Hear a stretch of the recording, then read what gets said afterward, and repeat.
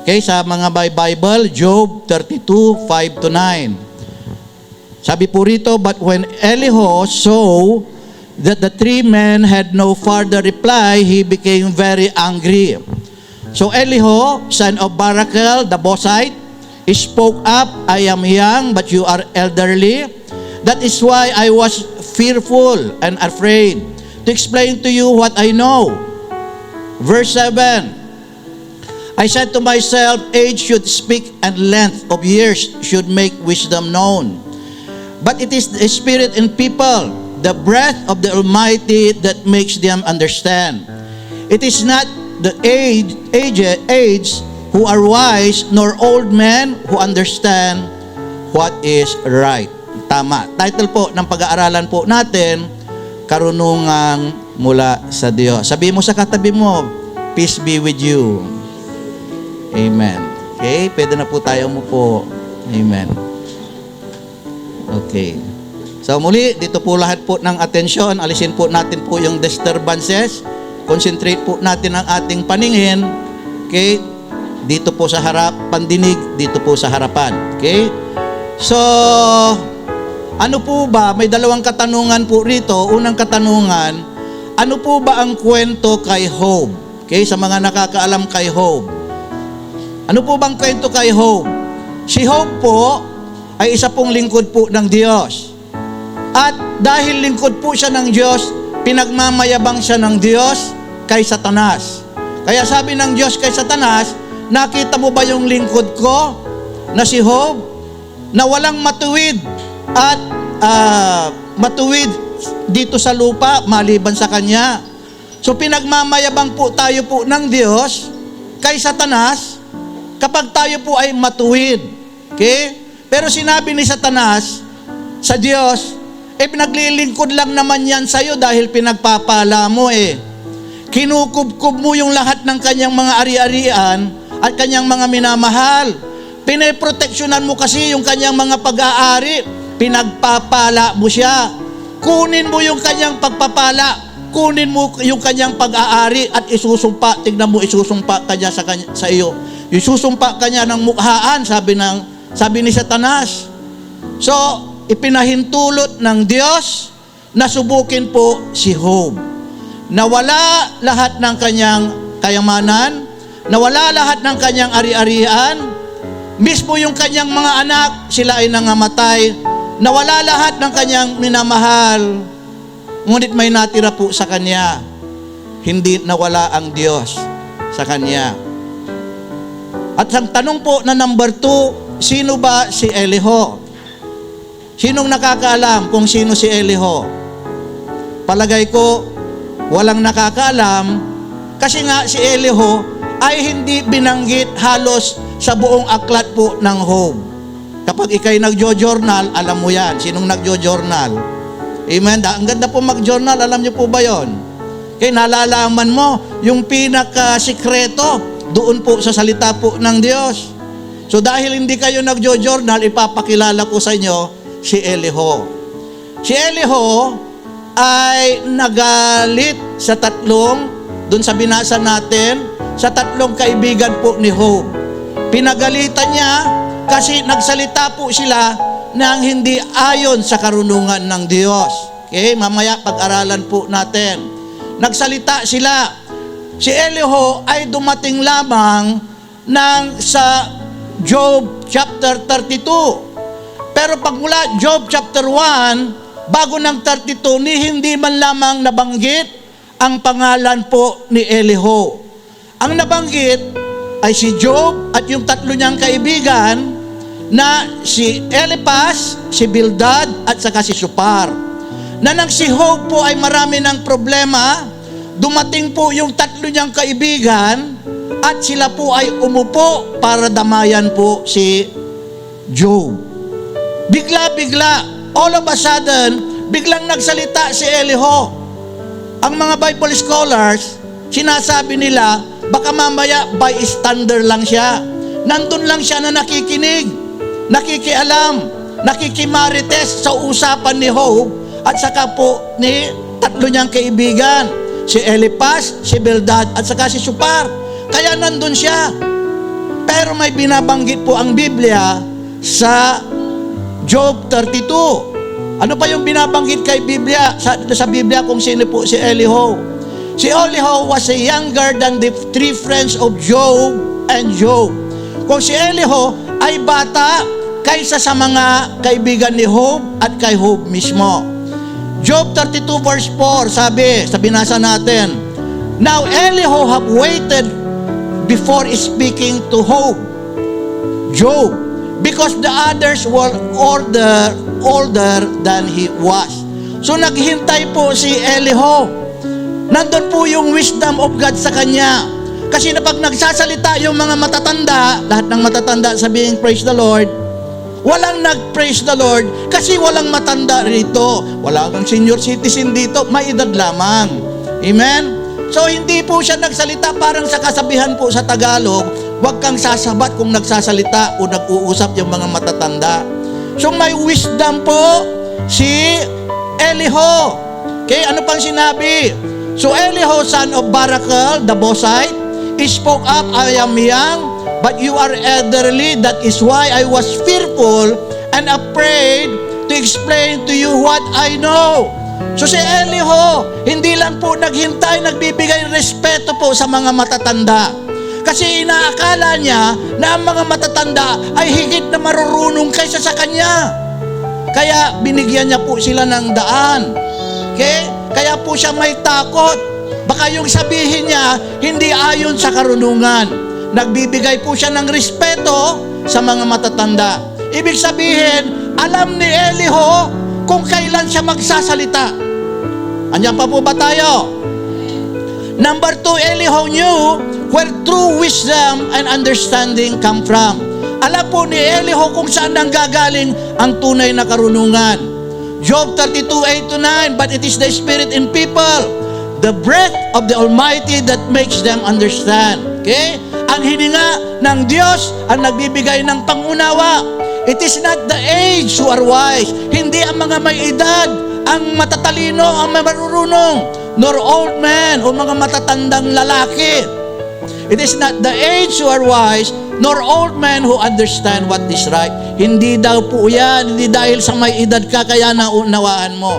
Hindi sa may edad ka dahil matanda ka kaya ka may karunungan. It is the breath of the Almighty. Ano bang ibig sabihin ng breath of the Almighty? Okay? Kunin natin sa Biblia. 1 Corinthians 2:11-14. Ngunit ating tinanggap hindi ang espiritu ng sanglibutan.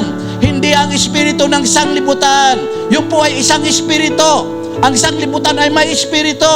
Kundi ang espiritong mula sa Diyos. Upang ating mapagkilala ang mga bagay na nasa atin ay ibinigay na walang bayad ng Diyos. Na ang mga bagay na ito ay atin namang sinalita. Hindi sa mga salitang itinuro ng karunungan ng tao, kundi itinuro ng karunungan ng Espiritu ng Diyos na iniwangis natin ang mga bagay na ayon sa Espiritu sa mga pananalitang ayon sa Espiritu. So, ibig sabihin, the breath of the Almighty that gives us understanding, ayon yung Espiritu po ng Diyos na nagbibigay po sa atin po ng karunungan. Sabi nga sa Biblia, kapag umakyat ka doon sa binasa nating verse po kanina, kaya the natural man ay hindi niya matanggap yung mga espiritual na bagay, hindi niya ito maunawahan. At imposible niya itong maunawahan kasi wala yung espiritu ng Diyos sa kanya. Hindi niya maunawahan ito kahit anong paliwanag mo. At wala sa kanya yung atensyon, yung interest sa mga bagay na espiritual kasi natural man siya. Ang nasa kanya ay espiritu po ng mundo. True wisdom and understanding, especially spiritual insight, comes not from human intellect, but from a divine source, the Holy Spirit, which is God's breath or presence. Yun po yung Holy Spirit, yun po yung God's breath. Yun po yung hininga ng Diyos na nagbibigay po sa atin ng kaalaman. Kaya nga sinabi, when you receive the Holy Spirit, He will bring you into all truth. Kaya nauunawahan po natin. And the Holy Spirit will subject us into obedience. Ang dami pong function, role of the Holy Spirit.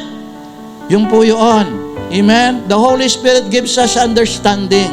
Yun po yung pinaka-meaning po doon. So if we have the Holy Spirit, mas matalino pa tayo doon sa kaklase mo na valedictorian. Because you have the Holy Spirit. Kasi alam mo kung ano yung tama sa Diyos at saka ano yung tama sa hindi tama po sa Diyos. Pinipili mo yung higit na mas mabuting bagay, yung eternal. Amen? So balik po tayo po sa subject. Bakit nagalit si Elihu sa kanyang tatlong kaibigan ni Job? Bakit ba nagalit si Elihu? Okay? Alamin po natin. Dahil sinisi nila si Job sa nangyari sa kanya at hindi sila nagsalita ayon sa karunungan ng Diyos. Sinisi nila. Nung si Job po ay nagkaroon ng problema, nawala lahat sa kanya at pinakahuling pagsubok sa kanya, nagkaroon po siya ng pigsa magmula sa ulo hanggang sa kanyang talampakan. Anong itsura nun? Di ba yung pigsa pumuputok-putok? So naawa yung kanyang mga tatlong kaibigan. Kaya hindi sila nagsasalita, umupo lamang. Nung hindi na sila nakatiis, sinisi na po nila si Job. Kung minsan, ang tatlong kaibigan pahamak, Kung minsan, ang kaibigan pahamak din, nakadapa ka na nga, sisisihin ka pa. Di ba? Kung minsan, kaya narinig ko, yung isang artista, sabi niya, kasi nagsuffer po siya ng depresyon, higit na mas mabuti ba daw kapag ang tao po ay nagsasuffer ng depression, yung kaibigan, huwag siyang magsalita, basta lamang nandun siya sa kanyang tabi. Yun ang pinakamabuti, huwag kang magsasalita. Okay? Ang dami ko nang narinig. Mas mabuti ba na yung presence mo ay higit na mas importante? Kasi kung minsan, kapag magsasalita tayo ng hindi naman according to the knowledge and wisdom of God, baka may masabi pa tayong masama katulad ng tatlong kaibigan ni Job. At gayon nga yung ginawa po ng tatlong kaibigan po ni Job. So nagbigay lang ako, haba po nito, pero nagbigay lang ako ng isang mga talata bilang mga example sa kanilang pananalita. Punta tayo kay Eliphaz. Sabi ni Eliphaz sa Job 22 verse 5, hindi ba malaki ang iyong kasamaan? Ni wala mang anumang wakas sa iyong mga kasamaan. Hinusgahan nila si Job. Di ba ang pakilala ng Panginoong Diyos kay Satanas, matuwid si Job? Di ba? Hindi nila matanggap na nangyari sa kanya yon. Iniisip nila, parusa siguro ng Panginoon yan sa'yo. Kaya nasaktan po si Job kasi nga matuwid po siyang tao.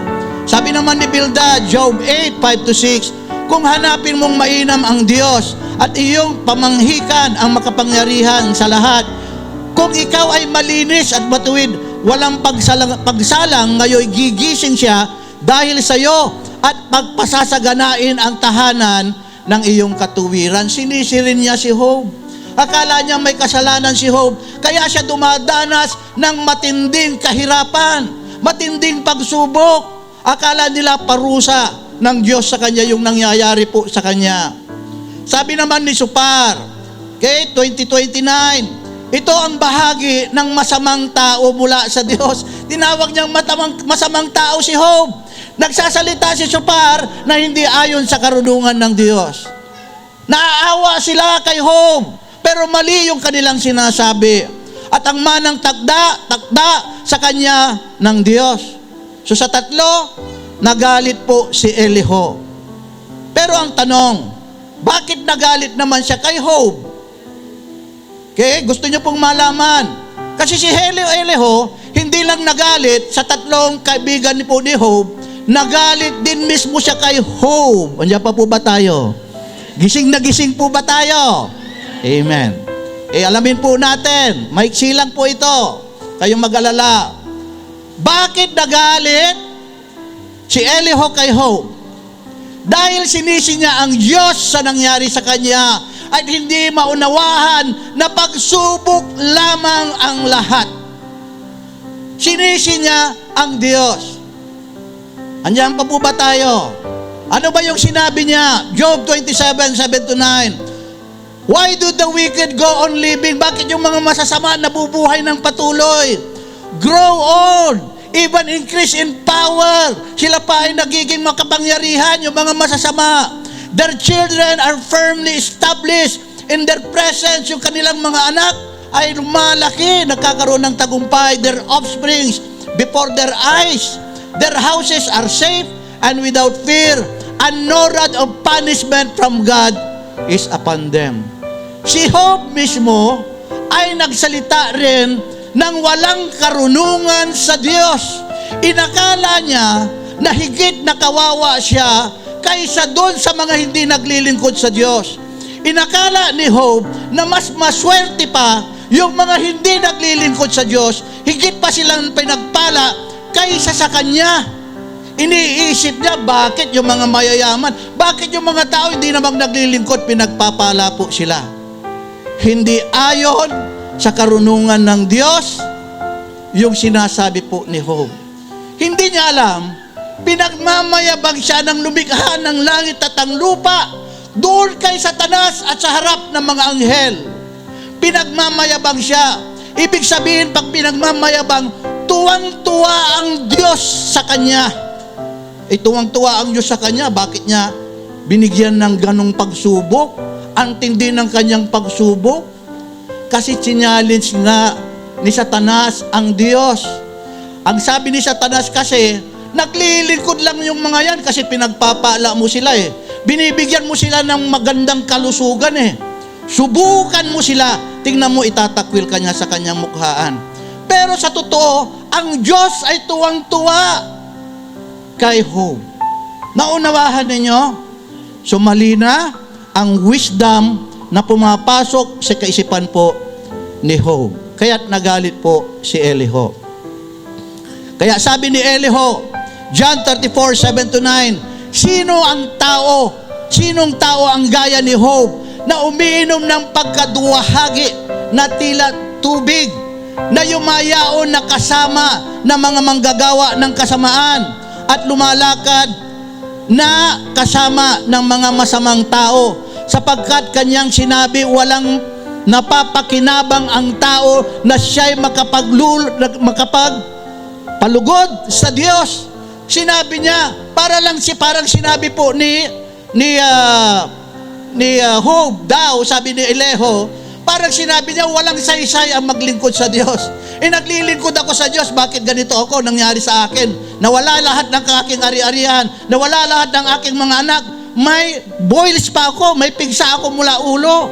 Pero may isang bagay na hindi pinahintulot kay Satanas, huwag mong kukunin ang kanyang buhay, sa akin siya. Kasi habang may buhay, may pag-asa. Kapag may pagsubok, dadaanan lang ang pagsubok, hindi magiging permanente. Nakukuha po ninyo? Pag may subok, daanan mo lang. Just relax. Go with the flow. Ride on. Amen? Yan po yun. So nagsalita si Job. Nakarinig na po kayo po ng ganon? Isang Kristiyano o ilang Kristiyano o maraming Kristiyano, marami akong alam na Kristiyano, bakit yung mga hindi naman naglilingkod sa Diyos, pinagpapala sila? Para silang si Job. Tama po. Para silang si Job. Gayon din po si Jeremiah. Amen? Minsan ang tao nagsasalita out of wisdom of man and not from the wisdom of God. Hindi po yung wisdom ng Diyos. May katapusan ang masama. May gantimpala ang mga naglilingkod po sa Diyos. May gantimpala dito sa lupa at pagdating sa susunod na buhay, higit na everlasting reward ang tatanggapin po natin. We be with God forever and ever. Amen? Yung po yun. So paano ba malalaman ang karunungan ng Diyos? Paano natin malalaman? Nagbigay ako ng tatlo lamang. Number 1, kapag ang salita ay may pagkatakot sa Diyos. Okay? The fear of the Lord is the beginning of wisdom. Proverbs 9:10, ang pagkatakot sa Panginoon ay pasimula ng karunungan at ang pagkakilala sa banal ay kaunawaan. Parati kong sinasabi, fear of the Lord is the beginning of wisdom. Fear is giving respect to God. So nawala ang pagkatakot ni Job sa Diyos kasi nagsalita siya ng ganoon. Kasi nga, tao siya. Amen? Pero bumawi naman siya doon sa huli. Okay? Ano pa? kapag naunawahan ang kalooban at pamamaraan ng Diyos. Ephesians 5:17, for this reason, do not be foolish, but be wise. Maging marunong po tayo, maging matalino, but by understanding what the Lord's will is. Alam natin po yung kalooban po ng Diyos. Ano ba yung kalooban ng Diyos? Kalooban ng Diyos for us to love Him with all our hearts, soul, mind, and strength. This is the first and most important commandment of all. Kalooban ng Diyos ayon sa Deuteronomy, na tayo'y maglingkod sa Kanya ng ating buong lakas, buong pag-iisip, na paglingkuran natin po siya because He is our Creator at tinatawag po natin po siyang Master and Lord. Yun po yung meaning. Kalooban ng Diyos na maglingkod po tayo po sa Kanya.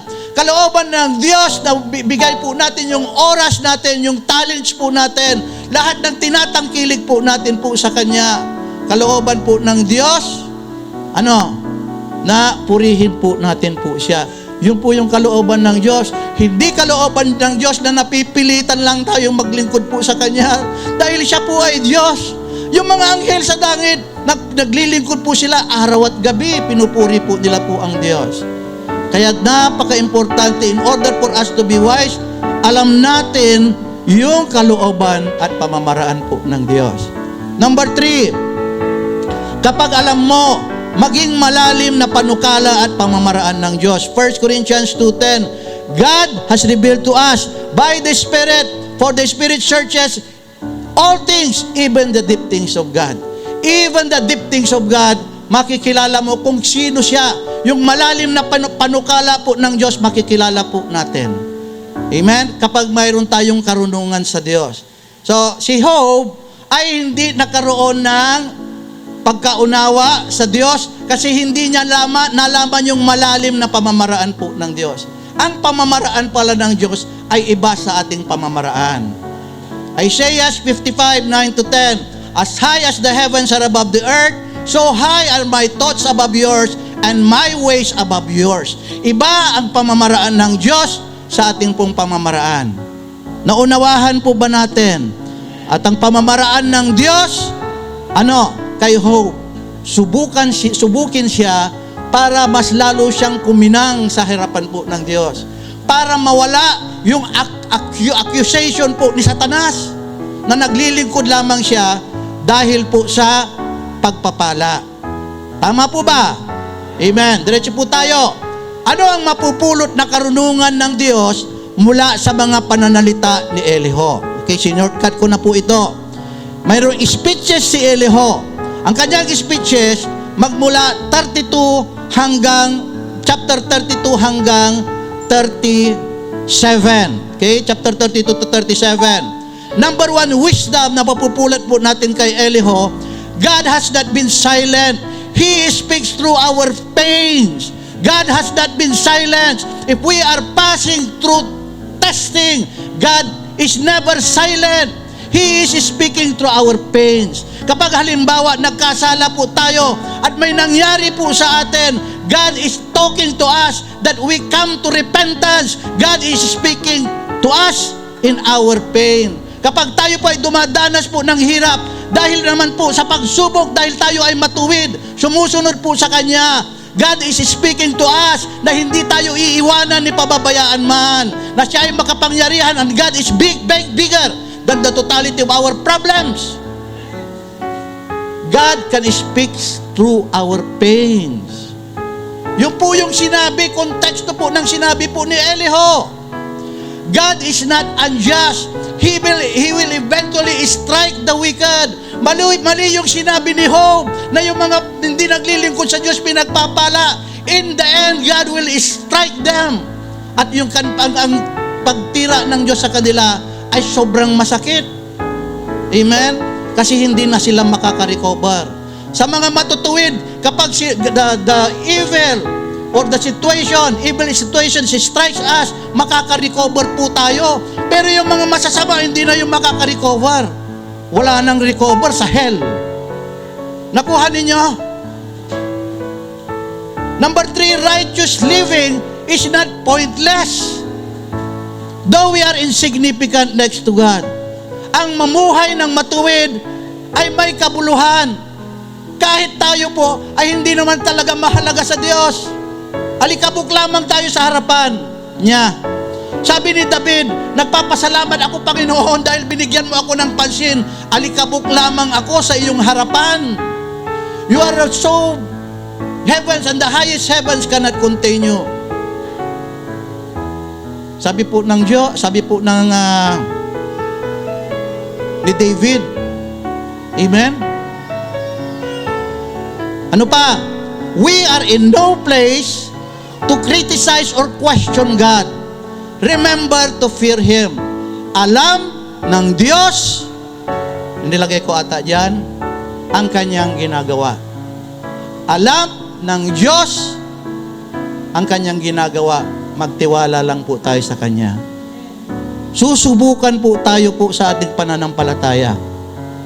Andiyan pa po ba tayo? Pero ang pinaka-purpose lamang, tinitignan ng Diyos kung gaano tayo nagtitiwala po sa Kanya. Trust God. Huwag natin i-compare yung sarili po natin po sa iba. We are children of God, they are children of the Word. We are children of God, they are children of the what? Kung hindi sila anak ng Diyos, kasi kanino sila anak? Naunawahan po ba natin? Resulta ng pakikinig sa karunungan ng Diyos. Nakinig po si Job, nanatili po siya sa Diyos at hindi po siya umalis. Anong resulta? Okay? Job 42:12. Okay? 12 to 13. Okay? So the Lord blessed the second part of Job's life more than the first. He had 14,000 sheep, 6,000 camels, 1,000 yoke of oxen, and 1,000 female donkeys. And he also had 7 sons and 3 daughters. Yung lahat ng nawala sa kanya, dinoble pa ng Diyos ng higit pa doon sa nauna niyang buhay. Okay? Ano pa? 15 to 17, nowhere in all the land could women be found who were as beautiful as Job's daughters. Okay? Naging magaganda yung kanyang mga anak na babae. And their father granted them an inheritance alongside their brothers. After this, Job lived 140 years. He saw his children and their children to the 4th generation. And so Job died old and full of days. Kung siguro si Job, nung matanda na siya at 140 years old pa siya at buhay pa siya noon, kapag babalikan niya yung nangyari sa kanya, matatawa siguro siya sa sarili niya. Pagsubok lamang pala lahat po. Ibabalik pala ng Diyos sa akin, higit pa doon sa nauna kong buhay. Tatawanan mo na lang kapag nalampasan mo yung pagsubok. Makikita mo yung kapangyarihan ng Diyos, higit na mas mabuti yung kalalagayan mo kaysa doon sa nauna. You are a better Christian than before because you understand, you have knowledge now than before. Kaya sa pagsubok, tumatalino tayo Sa pagsubok, lumalakas tayo. Kapag pagsubok, nagbibuild po ng character, nagbibuild po ng patience, nagkakaroon po tayo po ng pasensya, perseverance. So, ang daming idinudulot ng pagsubok. At alalahanin ninyo, tayong mga Christian, kasi hindi pinaparusahan, ngunit sinusubukan. Iba yung parusa. Ang parusa ay nananatili. Ang pagsubok, pag nalampasan mo, nagtiwala ka sa Diyos, lumilipas. Naunawahan po ba natin? Conclusion. Okay, maiksi lamang. Kailangan magkaroon tayo ng karunungan mula sa Diyos para malaman natin kung kailan tayo magsasalita at kailan tatahimik. Okay, katulad ni Eliho. Okay? Kailan makakatulong at kailan makakapanakit. Katulad ng mga tatlong kaibigan. Kapag mayroon tayong karunungan mula sa Diyos, alam natin ang kalooban ng Diyos sa hindi. Maging malalim na panukala at pamamaraan niya, alam natin. At kung alam natin ito, hindi tayo magtatampo sa Diyos dahil may lubos tayong pagtitiwala sa Kanya. Alam din natin ang payo ng taong kinasihan ng Diyos sa hindi, makinig tayo sa taong kinasihan ng Diyos. Kung tayo'y sumusunod sa salita ng Diyos, pagkatapos mapakinggan ito, may karunungan tayo mula sa Diyos, ay ito'y magbubunga sa atin ng kapayapaan, kasaganaan, and in the end, kaligtasan.